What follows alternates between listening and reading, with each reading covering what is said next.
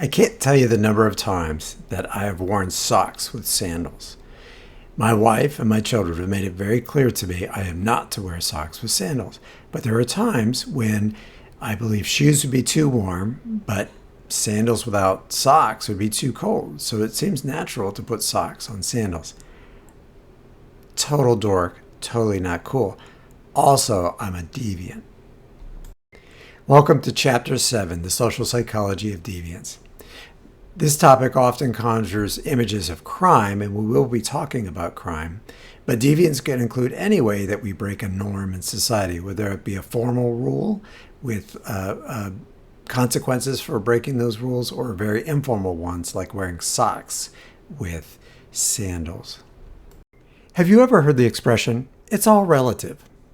I'm going to try to convince you in this short lecture that, well, some things are relative, but not everything is relative. And even those things we might consider relative sometimes are not as relative as you'd think. We start with symbolic interaction, which kind of is like everything's relative. But it's also about the social construction of reality. It's not the social construction of relative. Because once a people make something real, it's real in its consequences. And it may not be real in a year or 2 years or 20 years, but when it happens, when it's important to somebody, it becomes real. And hence, while deviance may be relative in one sense, in another sense, it's very real to other people and even to yourself. I'm going to try to convince you of that. Ethnomethodology is a form of symbolic interaction that tries to discover all of the norms that exist in society. Some norms are easy to find. They're written in laws. That's coded. It's right there in front of us. There are a lot of things in life, though, that are not coded in law. And as a result, we need to find ways to discover them. How do you prove, for instance, what direction people face in an elevator, or greetings that people make on a day-to-day basis? It's not written down. So one way to do this is to assess it using your own common sense, and then go and break those common sense rules and see people's reactions. Two things you can do with that. First is you can note how many times people react to you breaking those rules. Is it 9 times out of 10, 8 times out of 10, 6 times out of 10? The other thing is that people respond more strongly to those things that are important to them. So this is associated with a theorist named Garfinkel, and he sent students out to break a bunch of social rules, and they would collect data like that. And of course, things that were more important to people were dealt with more harshly than those things that were less important, and they were corrected more often than not on things that are more important to people than less.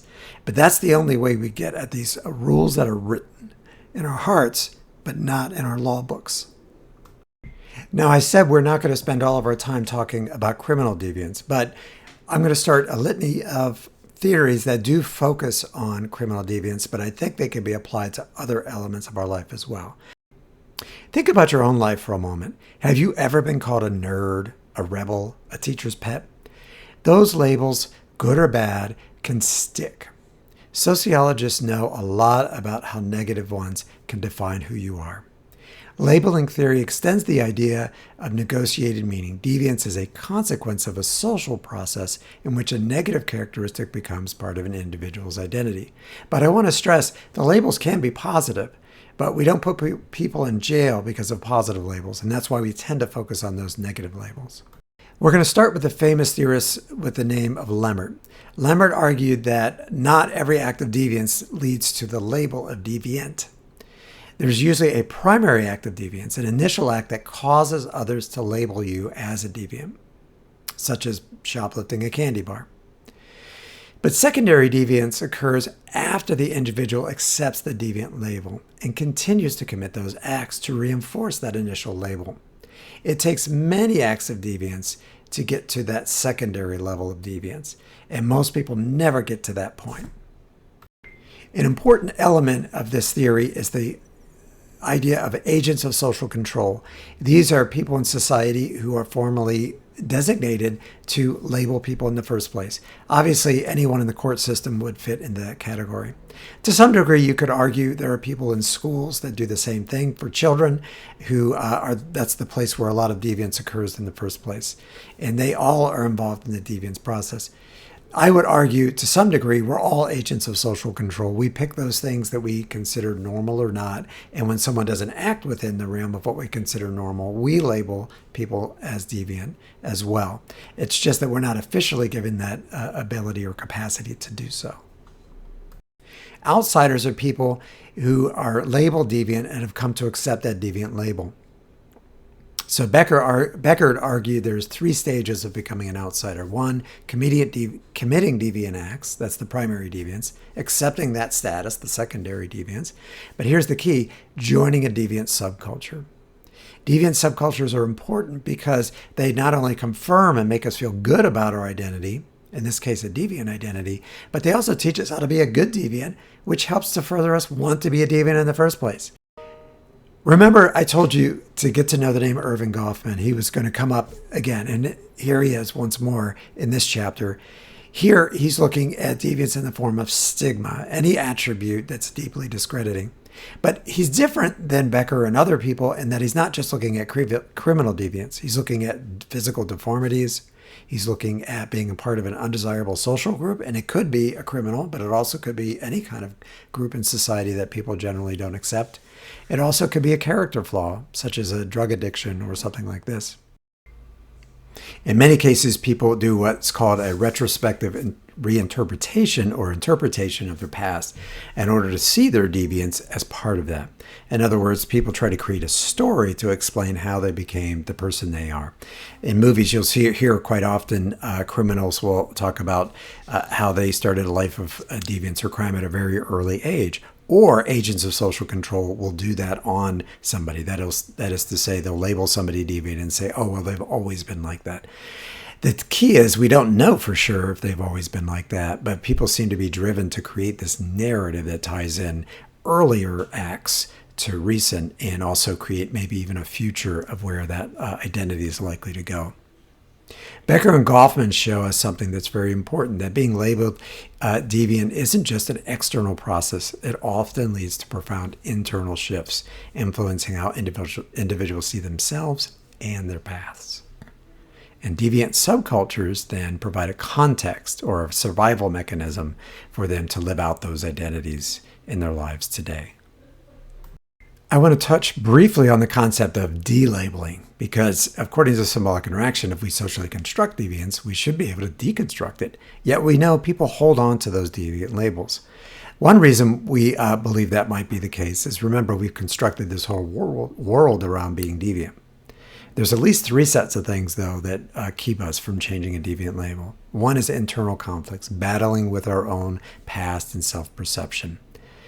Also, there are situational constraints, the lack of opportunities, negative social networks, and structural barriers. So once we have that internal change, it's hard to change ourselves, however we got to that point. There's also situational things. We're putting ourselves in an environment which makes it difficult to step out of that deviant label. There's also structural forces that impact us and our ability to leave a deviant label, systematic issues that make it hard to reintegrate into society, such as having a criminal record that would make it difficult to get employment afterwards. The social structure and personality perspective approaches deviance a little bit differently than symbolic interactionists. They may agree there's some social construction processes going on, but they also believe there are larger cultural and social structural things that are impacting people's choices in the area of deviance. Specifically, Merton's social strain theory argues that deviance is a natural outcome when people can't achieve socially accepted goals through legitimate means. It's like wanting to win the race, but someone took away your running shoes. Your text provides a full array of ways that people can react to life events, can react to societal structural issues. We're going to focus on the what he calls the innovator, or what you and I might call the deviant or criminal. So picture a scenario where you want a nice house and you want a nice car.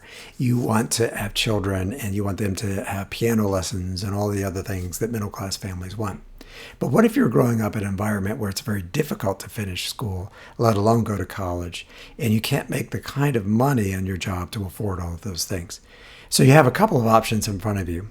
One is you keep trying and hope for the best, but maybe you live with the consequences of the fact that you don't achieve those things and you don't get those things. That is one way to do it, and it is inside the model.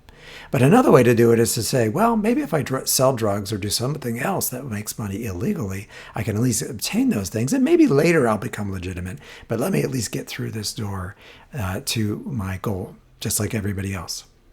It's one of many ways that people can respond to making these worlds come together. Lastly, I want to talk about this concept of anomie.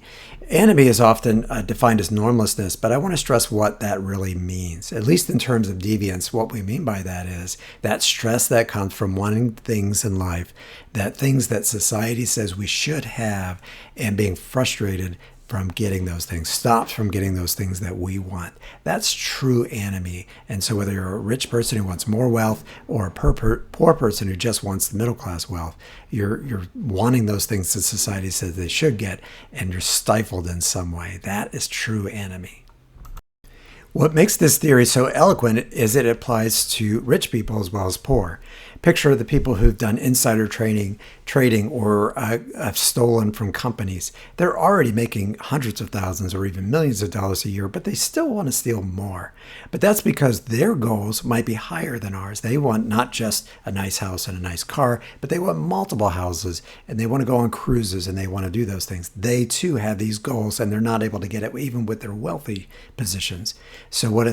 They do white-collar crime in order to achieve those goals. Same principle, different group of people. Let me ask you a question. Have you ever committed a crime? Statistically speaking, you probably have not. That's the real question for social control theory. Why don't people commit crime in the first place? Once again, we see the role of society, and that is when people take ownership of their role in society, they are less likely to commit a crime against it. It's kind of like self-harm. Why would you harm something that is part of who you are? So in that sense, how does society become part of you? According to Hershey, there are 4 elements to this. One is attachment, emotional bonds with other people. Other people, again, meso-level society, are how we feel society, the people around us. The second part of this is commitment, the rational decision to follow rules in the first place. Most of you probably believe it's important not to lie, cheat, or steal. There might be conditions we do it, but we generally try to avoid those things. Third is involvement.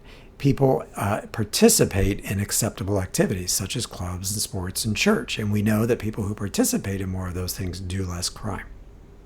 And finally, belief, the respect for law and order.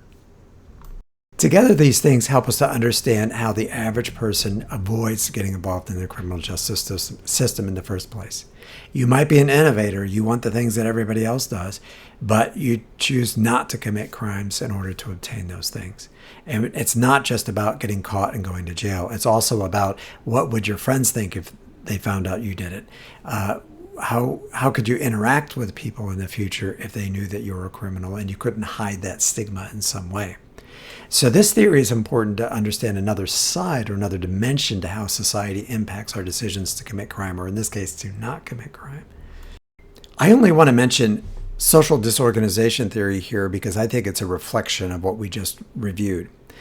The basic idea of the theory is that people are more likely to commit deviant behavior when they live in poor economic conditions. Those economic conditions are both physical, hence the broken window theory. The more physically deteriorated the environment, the more likely people are to commit crime. But there's also low economic status, family disruption, and general lack of social cohesion. And I think this is kind of connected to the original idea that people are less likely to commit crime when they feel connected to. They don't feel themselves separate from society. In this case, their neighborhood represents their physical society around them. Together, these theories provide a powerful sociological lens for understanding why crime and deviance might be more prevalent in certain areas, underscoring the crucial role community structure and social ties play in maintaining social order. We put differential association theory under the group processes heading because the argument of this theory, which is super famous as well, from Edwin Sutherland is that we learn deviance like we learn anything else, through interactions with other people. Sounds kind of like symbolic interaction, to be quite honest with you. But here we're focusing on the importance of the group in deciding whether to commit criminal acts. Differential association theory is a powerful counterpoint to the theories that focus primarily on individual pathology and structural strain. It highlights the deeply social nature of learning, even when it comes to deviant behaviors. This theory is particularly illuminating when applied to white-collar crime, demonstrating criminality isn't just about traditional street crime, but can be learned behavior within seemingly legitimate professional environments. It challenges us to look at the social dynamics that normalize and rationalize behaviors that would otherwise be considered deviant or illegal. I think it's super important to make sure you know that differential association theory is really it really focuses on traditional street crimes and things like that. But we're kind of applying it to every kind of deviance and crime, including a white-collar crime. Picture a scenario where an employer hires two people. They have one younger employee, one senior. And in this corporate setting, the younger one can learn how to embezzle funds by observing maybe an older colleague who's been doing it for many years. But the other thing that person may be learning is how to rationalize why it's not really stealing or everyone does it. So differential association helps explain why people do crimes. They learn that it's an okay thing to do. They learn that how to do it and how to do it well, but they also learn how to rationalize it. And I want you to think back about times, statistically speaking, most of you have done some kind of deviant act, even if it's not criminal, and think what role other people played in that process. And I suspect if you really think about it, some of you would try to rationalize why you did it. Well, what helped you rationalize it? Was it just an internal thing? Was it a dialogue with you and the people that you did the deviant act with? I suspect there's some social element to that in some way, and that's what differential association theory is all about. We only covered probably some of the bigger theories in sociology about deviance, and unfortunately focused mostly on criminal deviance. I encourage you to go back into the book and review some of those other ones and look more intently into the ones we did cover if you really want to answer the question why people commit deviance or criminality more specifically. Also, there are other fields that study this topic, and they take other theoretical perspectives. There's studies in biology and psychology that I think would inform you as well. But I can look at it as a bunch of puzzle pieces, and I gave you one puzzle piece to work with, and those other fields can give you other puzzle pieces. There's no simple answer, but there are answers to questions about these things, and this is just the beginning of a larger journey.